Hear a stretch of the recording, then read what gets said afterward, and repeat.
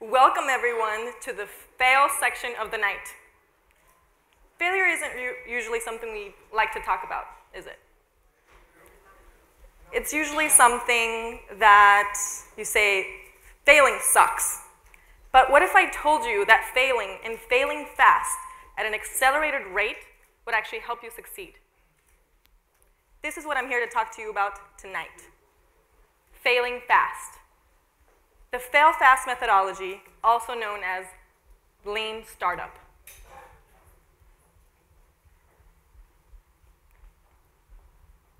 To fail fast, you really have to be passionate. You have to be ready.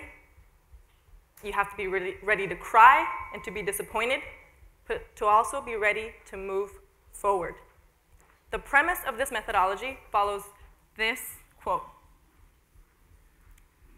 More startups fail from a lack of customers than from a failure of product development. Well, let me repeat that. More startups fail from a lack of customers, not from product development. What does that actually mean? That means that many of us try to force a product onto the market that isn't ready.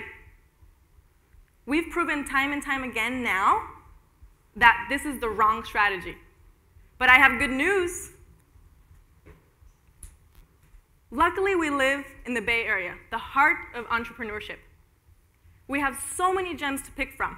One of them is Steve Blank. Steve Blank is the founder of Lean Startup, and he has helped us figure out how to move forward with failing fast. And that method is called face-to-face interviews. We know those are scary, right? We were just talking about mobile. Face-to-face interviews are scary because you have to talk to strangers. It doesn't matter. That's why you fail fast. You move forward, you do it, you go get it.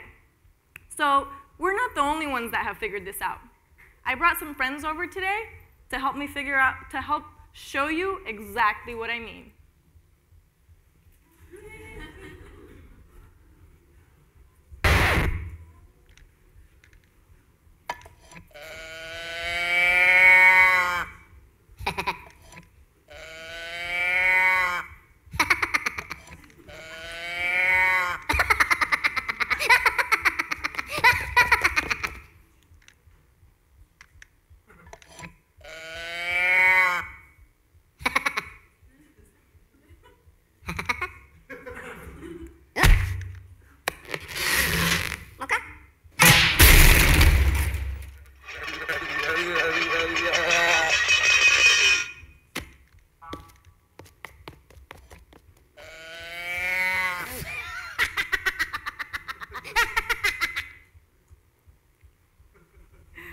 So our little minion friend had a pretty amazing product, if you ask me.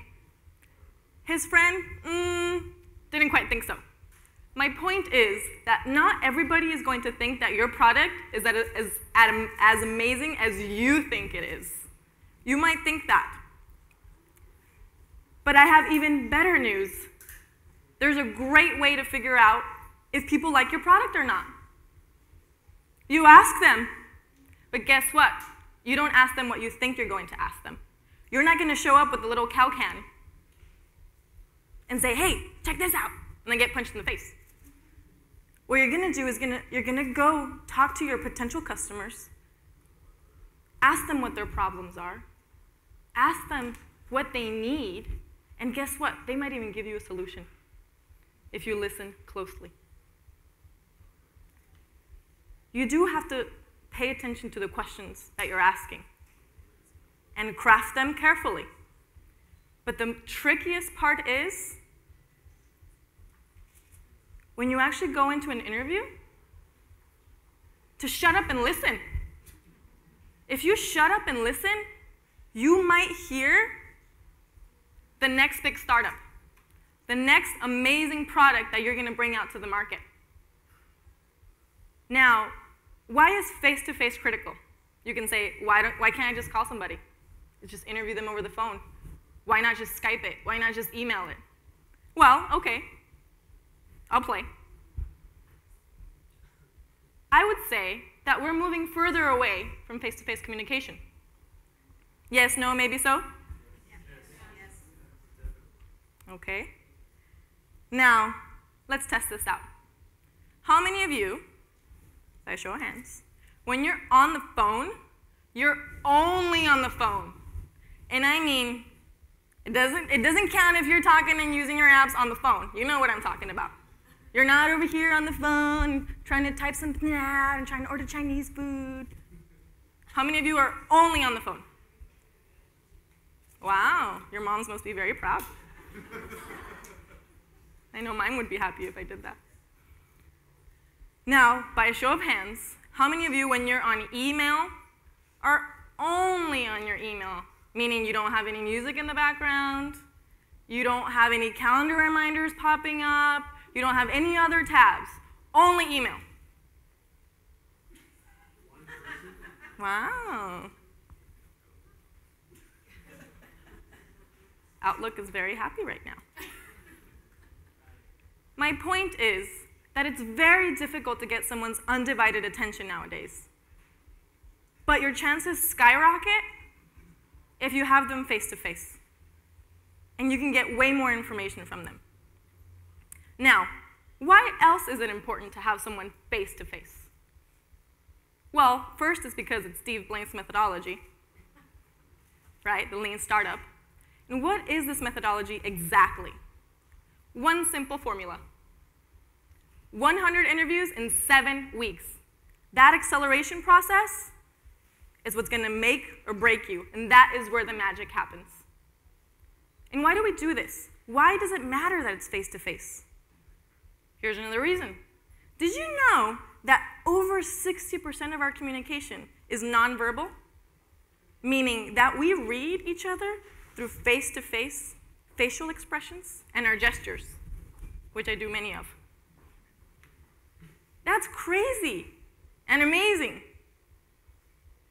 But imagine trying to get that from an email or from texting. We all love our emoticons, right? I know I do. Who among us have not gotten in trouble 1 or 2 times with a little smiley face or a winky face? Right? You know what I'm talking about. Where you think, is he being sarcastic? Or does he really like to wear pink pants? Point being, if I haven't drilled it home yet, face-to-face interviews are the way to make your startup successful. And I'm not talking about once you think your product is ready to go to the market. I'm talking about before you even develop anything, without $0 in the bank, you go talk to people to see if what you're thinking about is even something they care about, something they would pay for. Because guess what? You might find out that what you thought they cared about is absolutely useless. In which case, you can go home and cry. Or take that as an opportunity to bring an amazing product to the market. And there's another reason why you want face-to-face communication. When you can see someone's face, you can understand if they get it. Are you confused, intrigued, amused? You can't see that on the phone. Worst is confused. Even if it's worse if it's subtly confused, because then you don't know if you can fix it or not. If they're obviously confused, like my friends here,